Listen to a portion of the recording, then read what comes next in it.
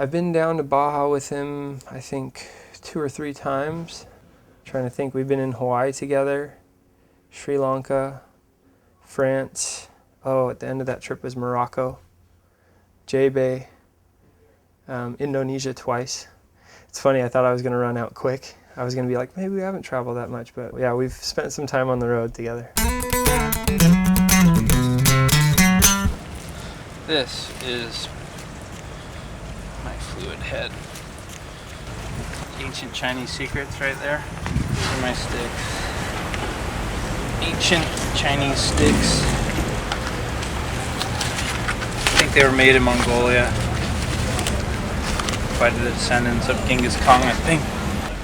People look at them and they're like, why are you doing that? Why do you have those sticks? Though there are ones that are comparable, but they're about 5 grams. People wouldn't expect it to be something that would work good, but it's really smooth. It's getting better out there. That's what I like to Good hear. sets, brothers. You are. Nice. Rex 5. Yeah, this is pretty much the setup that I shot Sprout with. 100-foot loads.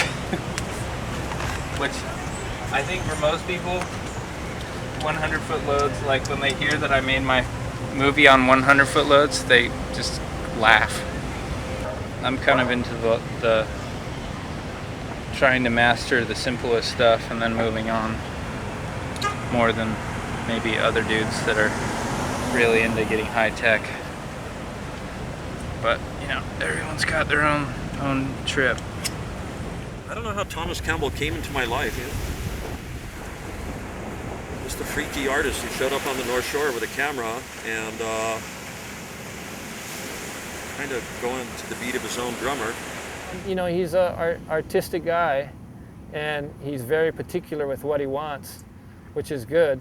I think what Thomas did for surfing is all positive. Once Thomas started doing his films, it really kind of opened the door to surfing to where there's so many different avenues now, and it's more diverse.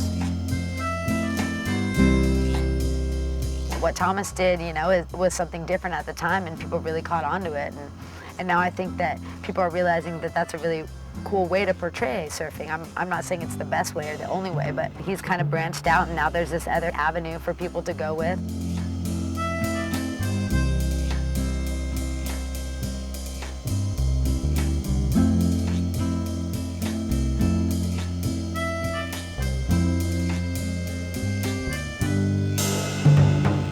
If it wasn't for Thomas Campbell, I don't think I'd be selling anything. You know? He opened a lot of people's eyes to stuff. I mean, I've always been really into all this stuff, but the general public didn't want any of this shit until Thomas Campbell made his first movie.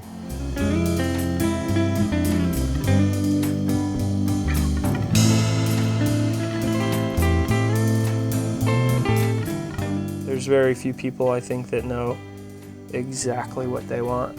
And I think Thomas is one of those people. You know, he'll let things happen too, but you know, he's got an idea of what he is trying to capture and what it is that he's trying to get across, and he'll challenge you and he'll tell you, you know, hey, you're not surfing that good right now, I don't think you should ride that board anymore. Even if you think that you're having a great time, he'll tell it to you straight. That's how I got to know him, and it's been kind of a rad, wild ride of making films and getting to know a lot of different really neat people.